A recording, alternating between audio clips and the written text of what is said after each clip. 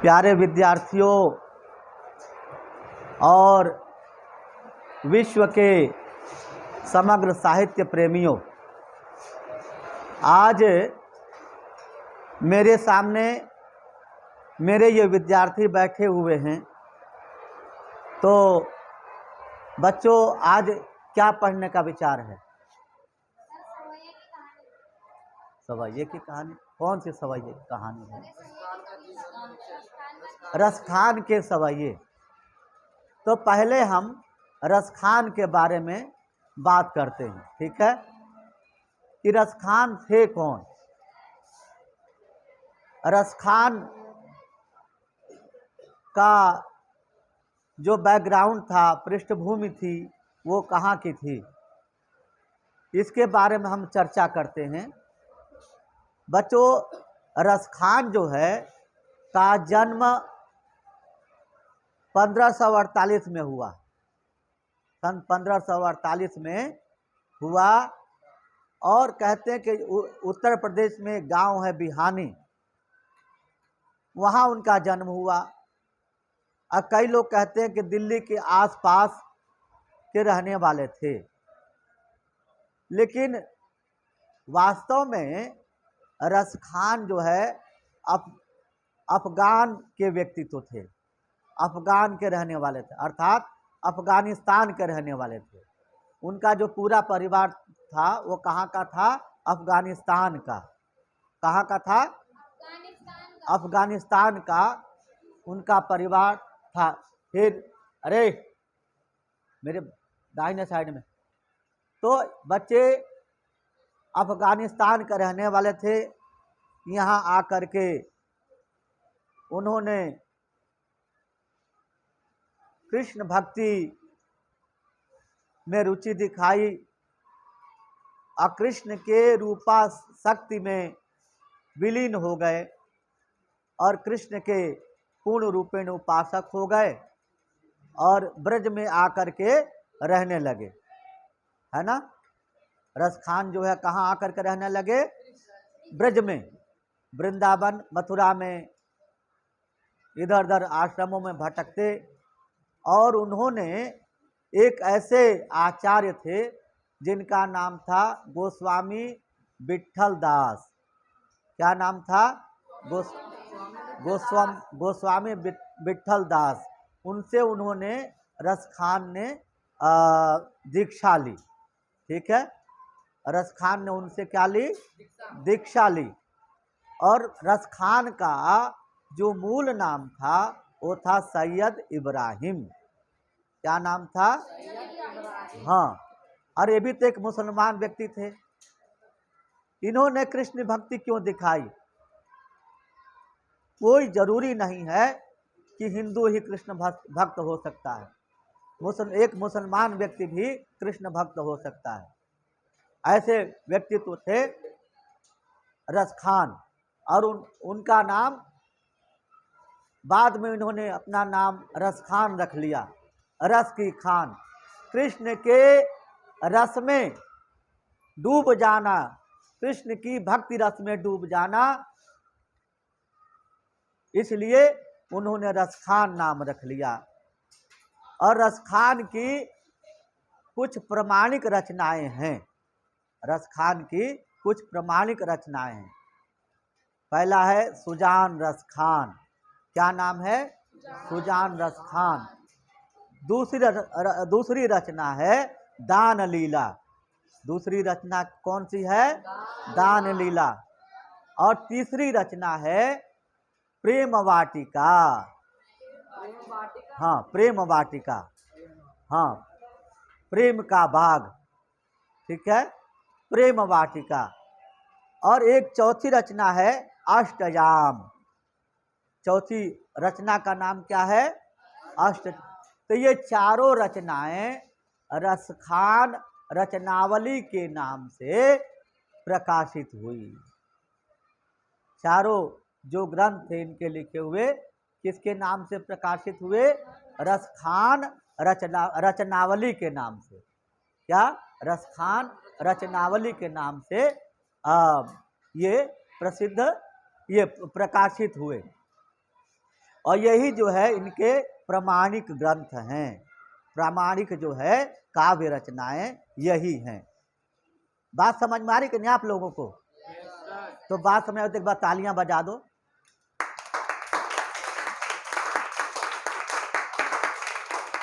बस बस। तो तुम लोगों को मेरा पढ़ाना अच्छा लग रहा है? चलो, ये अच्छी बात है। अगर विद्यार्थी ने हामी भर दी कि सर आप बहुत बढ़िया पढ़ा रहे हैं, तो मेरा पढ़ाना सार्थक हो गया बेटा। झूठी बात तो नहीं कर रहे हो? हाँ, चलो फिर मान लेता हूं कि मुझे पढ़ाना आता है। अब मैंने मान लिया कि मुझे पढ़ाना आता है। भाई एक मान लो एक व्यक्ति जो है रोटी सब्जी बना रहा है, तो उसके कहने से थोड़ी मान लूंगा कि मेरी रोटी सब्जी बढ़िया बनी है, मैंने रोटी सब्जी बढ़िया बनाई है। कौन बताएगा? वो खाने वाला बताएगा कि कैसी रोटी सब्जी बनी है, घटिया बनी है, बढ़िया बनी है। तो यही बात तुम लोगों पर लागू होती है, अध्यापकों पर लागू होती है। अध्यापक अपने आप को नहीं बता सकता कि मैंने कितना पढ़ाया, कैसा पढ़ाया, क्या पढ़ा।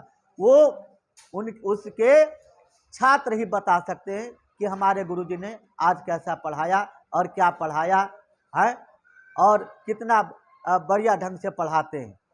ये कौन बता सकता है? उनके छात्र, अध्यापक के छात्र। तो मैं भी मान लूं कि पढ़ाना आता है, हैं? तो बस बेटे, तो इस प्रकार से ये बात हुई। तो तुम लोगों को कैसे सवैया पढ़ा जाता है वो मैं तुम लोगों को सिखाना चाहता हूँ। सवैया कैसे पढ़ेंगे? सवैया रसखान के जो सवैये 4-5 सवैये जो लगे हैं आपके यहाँ, है ना, उनके, हाँ, तो पहला ही जो सवैया है वो मैं तुम लोगों को बताता हूँ कैसे सवैया पढ़ा जाता है। सवैया में कई प्रकार के सवैये होते बेटा। एक तो दुर्मिल छंद होता है, दूसरा मतगयंद छंद होता है ना। ये 2 प्रकार के सवैये होते हैं, और इनमें वर्णों की गिनती होती है। किनकी गिनती होती है? वर्णों की। 3-3 वर्णों का एक समूह होता है। कितने वर्णों का? 3-3 वर्णों का। कितने वर्णों का? 3-3 वर्णों का एक समूह होता है। इसको हम क्या कहेंगे? गण।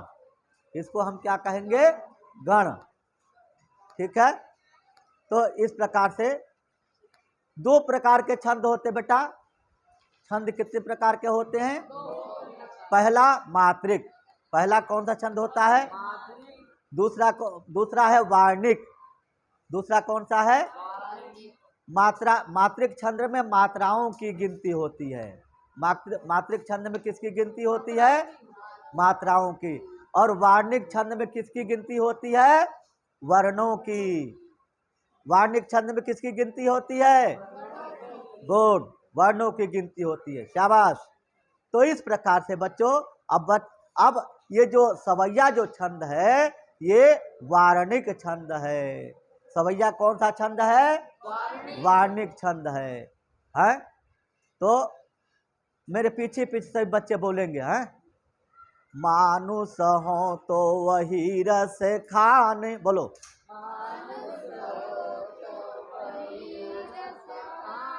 बसो ब्रज गोकुल गाँव के ग्वारन। हाँ, फिर से। मानुष हो तो वही रस खाने, बसो ब्रज गोकुल गाँव के ग्वारन। अजो पशु हो तो बसेरो करो। यही है ना बेटा? हाँ, जो पशु हो तो क्या है वो? हाँ, जो पशु हो तो बसेरो करो। हाँ, अचरो नित्यानंद के धेनु मझारन। हाँ, अजो खग हो तो बसेरो करो, मिली कालिंदी कुल कदम्ब की डारन। मिली कालिंदी कुल कदम्ब की डारन।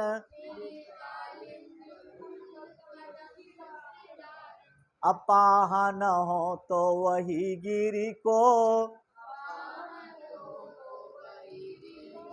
जो कियो हरि छत्र पुरंदर धारन।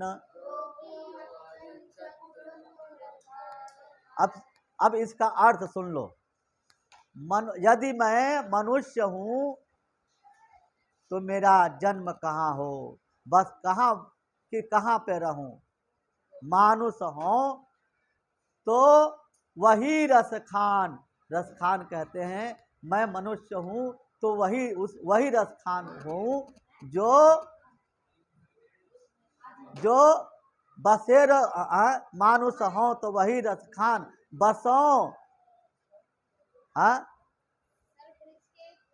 ब्रज गोकुल गांव के ग्वारन। बसो ब्रज गोकुल, बस मैं ब्रज के गोकुल के जो गांव हैं उनके आसपास मैं रहूं, मेरा निवास हो।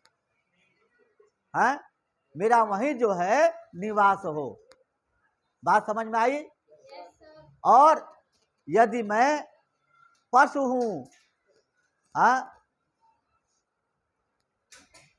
जो पशु हो तो चरो नित्य। यदि मैं पशु हूं तो मैं नित्य रूप से चरता रहूं। नित्य जो पशु हो तो चरो नित्य नंद के धेनु मझारन। जो नंद बाबा की गायें हैं उनके बीच रह करके मैं चरूं, मैं जो है घास फूस खाऊं। और जो खग हो तो बसेरो करो। यदि मैं पक्षी हूं तो कहाँ मैं बसेरा करूं, कहाँ मेरा निवास हो। मिली कालिंदी कुल। कालिंदी जमुना को कहते हैं, यमुना नदी को क्या कहते हैं? कालिंदी कहते हैं। कुल मतलब किनारा। कुल का मतलब क्या होता है? किनारा। समझ में आ रहा है वैभव? कुल मतलब होता है किनारा। किनारे पर रहूं। और कहां पर? कदम्ब की डारन।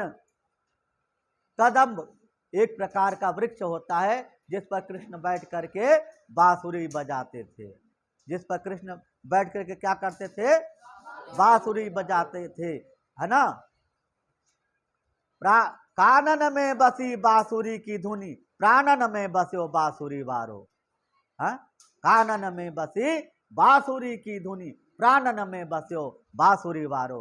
इस प्रकार से यदि मैं पक्षी हूं तो मैं चहचहाऊं, चहकूं और कदम्ब के पेड़ के ऊपर, कदम्ब पेड़ की डाल के ऊपर मैं बैठूं। और पाहन हो, पाहन मतलब होता पत्थर। पाहन का मतलब क्या होता है? पत्थर। काव काव कौआ करे, पाहन मारी उड़ा। और कौआ काव काव करता, लोग पत्थर मार करके उड़ाते हैं ना, है ना। पत्थर मार के उड़ा देते हैं कौवे को। तो पाहन हो तो वही गिरी को। गिर मतलब होता है पहाड़। गिर का मतलब क्या होता है? पहाड़। और मैं पत्थर हूं तो उसी पहाड़ का पत्थर हूं। कौन सा पहाड़ है भाई? गोवर्धन पर्वत। शाबाश, बहुत अच्छे। क्या नाम है आपका? साहिल। साहिल ने बताया गोवर्धन पर्वत। गोवर्धन पर्वत गोवर्धन पर्वत का मैं पहाड़ बनूं, जो कियो हरि छत्र पुरंदर धारण। जिसने, पुरंदर कहते हैं इंद्र को, जिसने इंद्र के बार प्रकोप से बचाने के लिए छत्री बना लिया था, छत्र बना लिया था। किसने बना लिया था? कृष्ण ने क्या बना लिया था? छत्र बना लिया था। पुरंदर धारण इंद्र। कृष्ण ने कहा कि मैया नंद बाबा की, हे बच्चे नंद बाबा की पूजा करो, हमारी गायों की पूजा करो, हमारे गोवर्धन की पूजा करो, ताकि गोबर से के खाद से खेत में खेत उपजाऊ होते हैं, और जो है नंद गायों की पूजा करने से हमें दूध मिलता है। तो इंद्र की पूजा क्यों करो? पर इंद्र का प्रकोप हो गया, इंद्र ने भयंकर बारिश कर दी, त्राई त्राई मच गया। तो गोकुल को बचाने के लिए, संपूर्ण ब्रज को बचाने के लिए गिरि गोवर्धन पर्वत के पत्थर को उठा लिया था, और उसके अंदर सारे ग्वाल बालों को अंदर कर लिया था। तो ये कहानी हुई। और अगला छंद क्या है बेटा?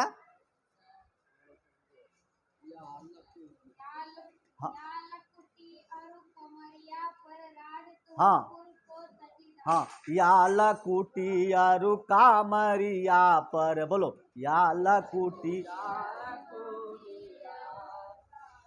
या लकुटी अरु कामरिया पर, राजतिहु पुर को तजिडारो। अरे, राजतिहु पुर को तजिडारो। और अगली पंक्ति, आठहु सिद्धि नवो निधि को,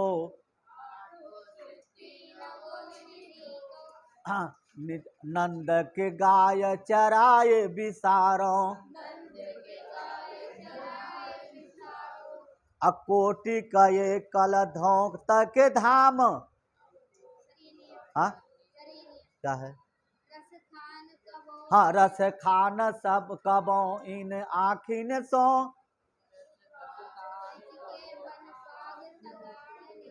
बन के ब्रिज के बन बाग तड़ाग निहारो। ब्रिज के बन बाग तड़ाग निहारो।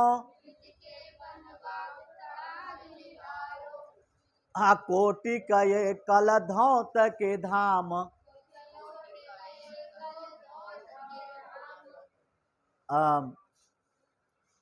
क्या है? करील के कुंजन ऊपर बारो। हाँ, फिर से, या लकुटी अरु कामरिया पर, राजतिहु पुर को तजिडारो। हाँ, आठहु सिद्धि नवो निधि को, निज नंद के गाय चराए बिसारो।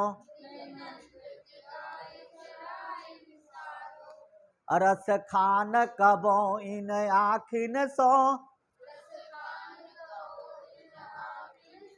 ब्रज के बन बाग तड़ाग निहारो।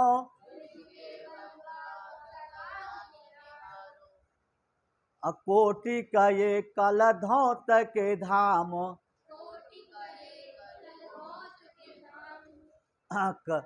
करील के कुंजन ऊपर बारो। अब इस पद में बेटा, इस छंद में रसखान अपने आप को पूर्णतः ब्रज के लिए समर्पित कर देते हैं। पूर्णतः किसके लिए समर्पित कर देते हैं?